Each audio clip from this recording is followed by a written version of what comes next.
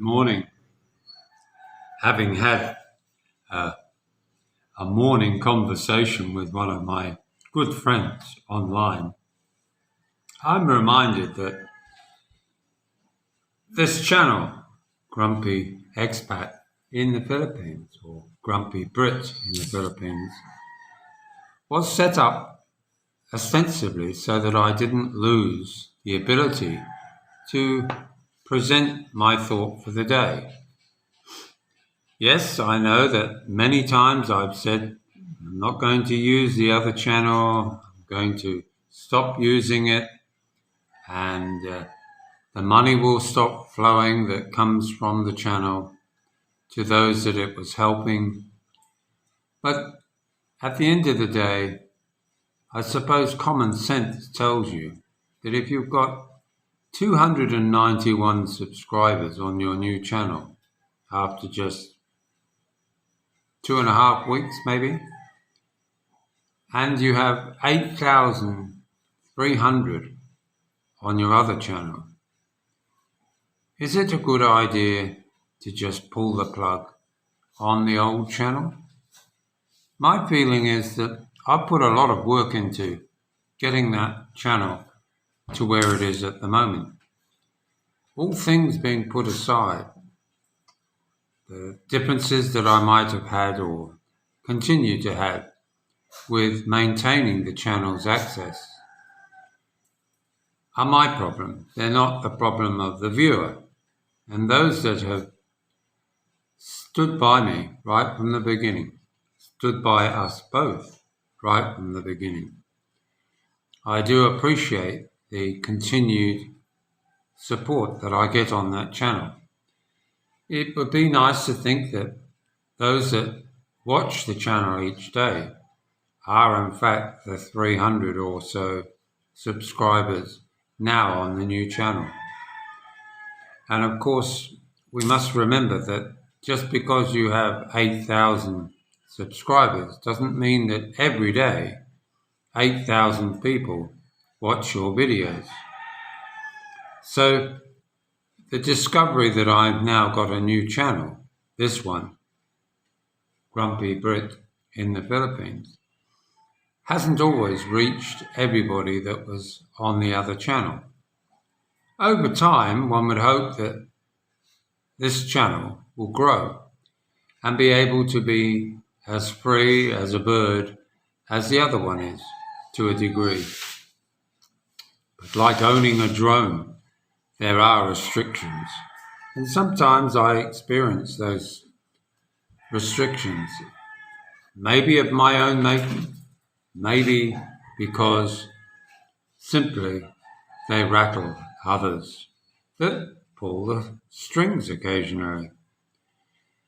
But when the reality of the money disappears from the concept of annoyance, I gain access again. Tells you something, doesn't it? But why shoot myself in the foot? I enjoy doing my thoughts for the day. It's an outlet for me to express my views and for you guys to maybe consider different aspects about how life could be for you if you came to the Philippines. This morning on the other channel, I talked about the idea that sometimes we might have not considered the whole picture in coming to retire in the Philippines. After all, retirement is almost a one-way street, and I think that it doesn't have to be. It can be an open-ended situation. Yes, I've been here 10 years. And yes, I've really enjoyed my 10 years here. Sure, I've had miserable times. Any relationship will experience those times. Whether we share it online or whether we share it in our views is up to the individual creator. And I think that sometimes having a relationship with anybody is difficult for all of us. Some it just fits in just like a well-fitting glove. But for others, it's always a little bit annoying when a bit of water gets underneath the fingers in those gloves, and you have to shake them out a bit, if you get my meaning. And there will be times where you ponder the idea as to whether or not the Philippines is your final resting ground, whether the things that you've grown up with all your life are not maybe what you can't let go of. Maybe they are fundamentally inside you and they just haven't come to the top because we're living in a bubble to a degree. We're continually telling ourselves that this is the place for us. Of course it is if you have a perfect relationship. If you have even the remnants of a good relationship, they will hold you here, reluctantly, maybe against common sense. But one does our best. If we don't try, and try again, and try again, we sell ourselves short, I believe. It's not a case of denial. Denial is for those that just don't have any ability to survive. I believe I'm a survivor. I'm a survivor of life itself, not of people. People we choose to be around are important to us individually. The people that choose to distance themselves from you, it's their loss if they don't value you. If only the value is measured by the dollars in your wallet, then really they are the losers, because a relationship is not about dollars and cents. It's not about really anything to do with money, because if you have the right person standing beside you, the right person that you can share those moments with, then the dollars tend to come along anyway. If you have a pension, you don't have to worry about where the dollars are coming from anyway. But if you're on a tight budget and you don't have any pension yet, and you're living on a limited amount of savings, and you're having to be very, very careful, if you then have to deal with a broken or damaged relationship, then I think you do have to think twice about whether coming to a place so far away from where you've come is maybe not the best option. For instance, if you live in Australia, the same costs will be there every day, regardless of where you live.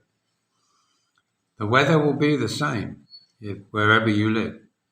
If you want weather like the Philippines, go and live in Darwin. Darwin has the same weather, or northern Queensland has the same weather.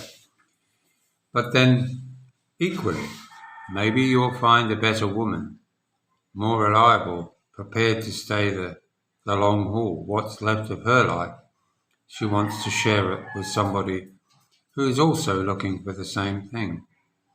And maybe she has a home of her own that she ended up with and her ex ended up having to give away.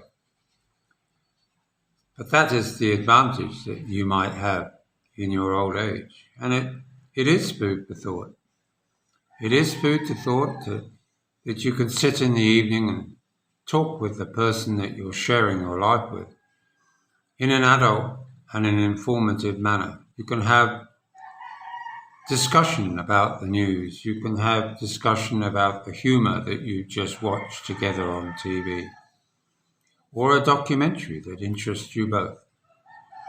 It's that much harder here because they're not interested. It's not in their sphere of thought pattern. If they want to watch GMA, and you have to watch it in subtitles, if you're lucky, then it's not the same experience. They sit there, hoots of laughter, at what appears to be the most childish reaction on TV. But that's their culture, that's their life, and we're stepping on the merry-go-round with them. So we're just not going to ever connect totally with your Filipino. There'll be certain aspects that you can. And you can always hope that some of your thoughts and some of your ideas permeate into their mindset. But if they're not willing to embrace your mindset as well, then they're not really sharing a life with you. And then that makes you think, is it really worth it? Is it really worth the sun, the lovely people, the lovely scenery, the beautiful beaches? Is it really worth staying for the long haul? That's the big question, I suppose. So if you like this video, don't forget to give us a thumbs up. Don't forget to like, share and subscribe. Tell others about the channel and we'll build this channel up over time. But you'll still get my thoughts for the day on both channels and anything else that I choose to put up on a daily basis. Bye now.